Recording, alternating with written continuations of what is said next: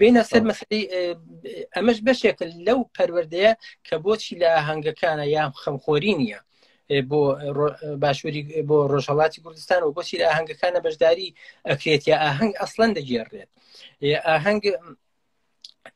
من لەگەڵ ئەوە نیم خەڵک خۆشی نەبینێت دیارە هەموو کاتێ وتومە ژیان شینیشی تایە و شادیشی تایە کورد دەڵێ شین و شادی دەستەوایی ئەمە هەردووشی هەیە بەڵام ئەم بابەتە وەکو ئەوە نییە باسی ئەوم کردووە لە زۆر جار نووسینەکانم لە کاتی کیمیابارانی هەڵەبجە کاتی ئەوە نەبوو ئێمە ئاهەنگ بگێڕین کاتی ئەنفالە کاتی ئەوە نەبووە کاتی کۆڕەوە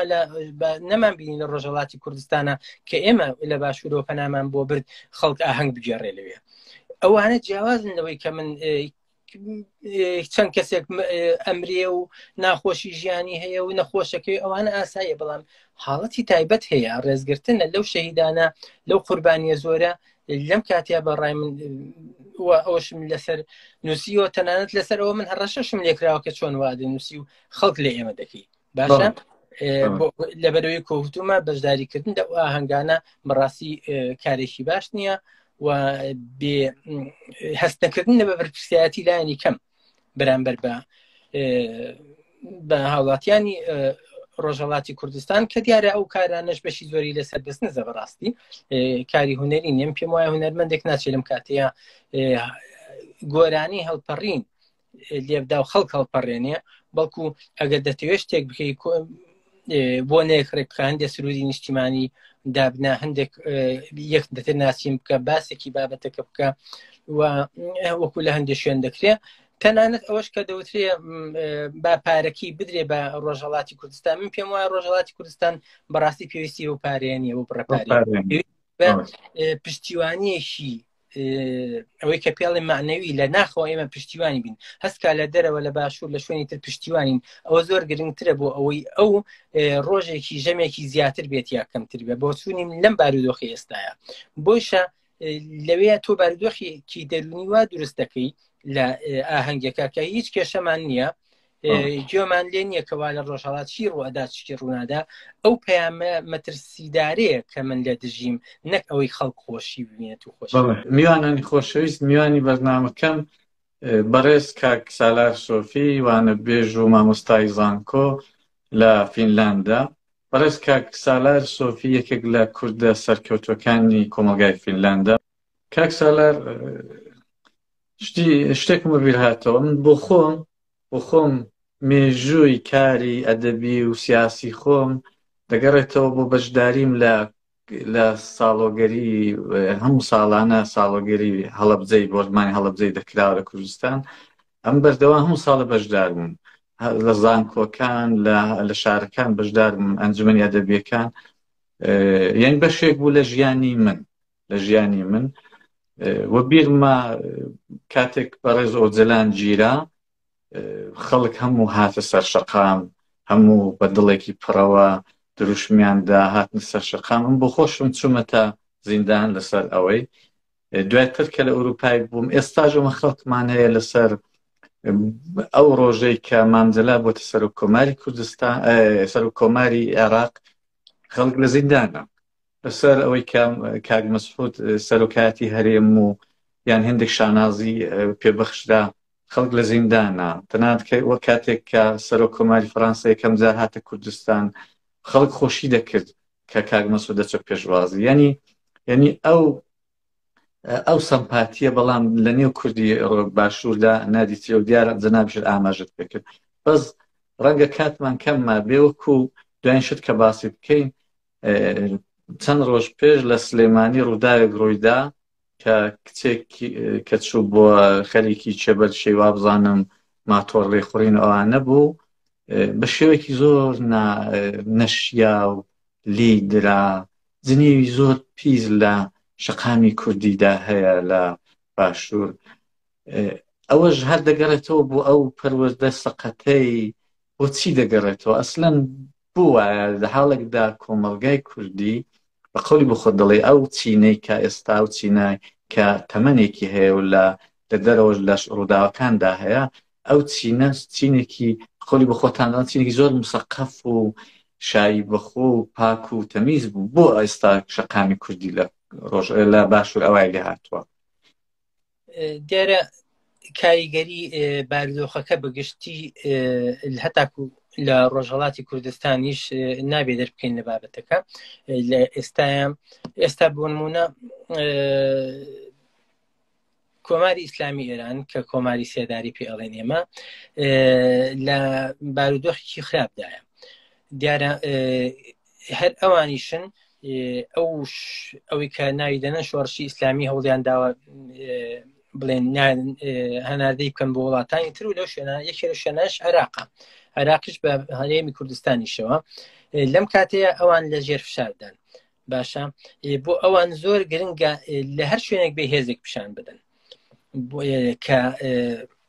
هێزێکی ئیسلامی سیاسی بێت. دیارە هەموو کاتێک من لەگەڵ ئەوەم مسلمان جیا بکەین لەگەڵ ئیسلامی سیاسی. ئێمە پێویستە کۆمەڵگەیەک دروست بکەین، هەموو کەسێک مافی هەبێت هەر ئاینێک هەڵدەبژێرێ بە ئەو پەڕی ڕێزەوە ڕێزی لێ بگریە، تەنانەت ئەگە هەڵیش نابژێرێت ئەوە هەر خۆی بەرپرسە و هەر خۆی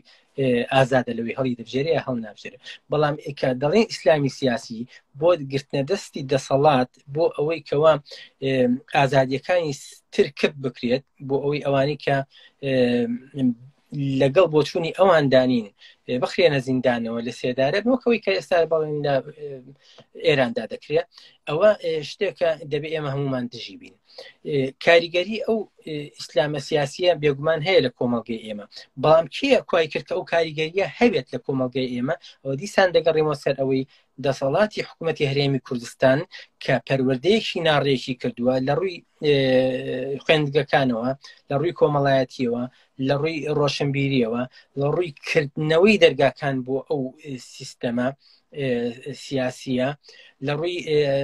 واڵاکردنی مزگەوتەکان بۆ هەر جۆرە بانگەوازێک کە بیانەوێ دژ بە ژنان بێ، دژ بە هەر بۆ شوونێکی پێشکەوتن خواز بێ.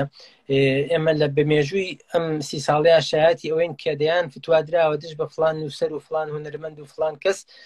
کەوا شتێکی کردووە ئازادانە کردوویەتی، کارێکی هونەری کردووە ئازادانە کردوویەتی لەگەڵ بۆچوونی ئاراستەیەکی ئیسلامی سیاسی نەبووە. ئەمە بۆچی تا ئێستا ڕێگە بەوانەدرا و تا ئێستاش ئەوە بەردەوامە؟ ئەمە بۆ خۆی بەشێکە لە پەروەردەیەکی گشتی، ینی لە خوێندگەکانەوە تاکو هەموو کۆمەڵگە کە دەسەڵاتی باشووری کوردستان ئاوەڵای کردووە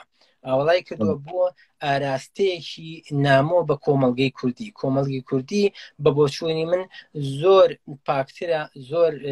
پەروەردەی زۆر باشترە لەو پەروەردەیەکەوە بە ناوێکی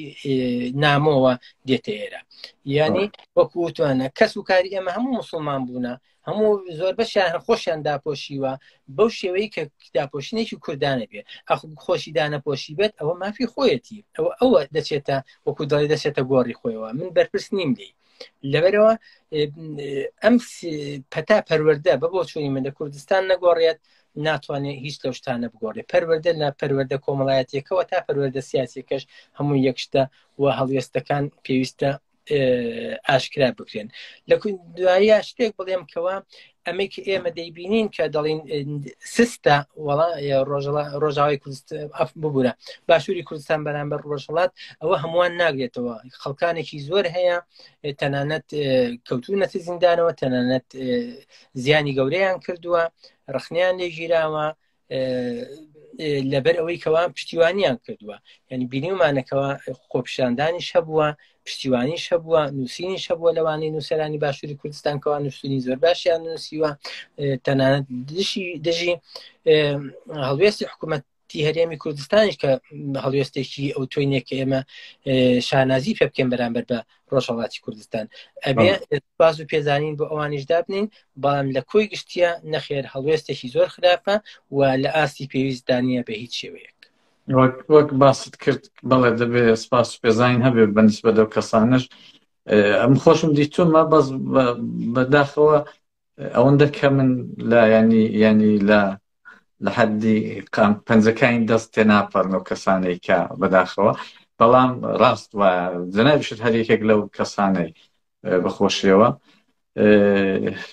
بینەری خۆشەویست ئەوەی بیستتان و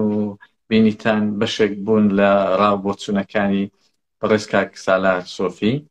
مامۆستای زانکۆ لە فینلاند. ئەگەر تۆی بینەریش پێت خۆشە لە بەرنامەکەی مندا بەشدار بی، ئەگەر بابەتێکت بۆ وتن هەیە کە سەرنجی خەڵکی ڕادەکێشێەوە، بابەتێکت هەیە کە تریبوونێکت دەست ناکەوێ بە ئازادی بیر و بۆچوونەکانی خۆت دەربڕی، تکایە پەیوەندی بە ئێمەوە بکە و ئێمە دەتوانین لە خزمەتتان دابین. کاک سالارجان زۆر زۆر سپاس، زۆر خۆشحاڵ بووم کە لەو ڕۆژە پشوێدا وەختی خۆتدا بە من سپاست دەکەم. زۆر سپاس بۆ ئێوە و ساڵی نوێی هەموو جۆگران و بینەران خۆش بێت و هیوادارم بتوانین لەم ماوە کورتەیە شتێک بخەینە سەر ئەو هەموو زانیاری و هەڵوێستانی کە تا ئێستا هەبوونە و لە کۆتاییە دەڵێن ژن ژیان ئازادی سەرکەوێ ڕاپەڕین ڕۆژهەڵاتی کوردستان. دیسان سپاس. بەس.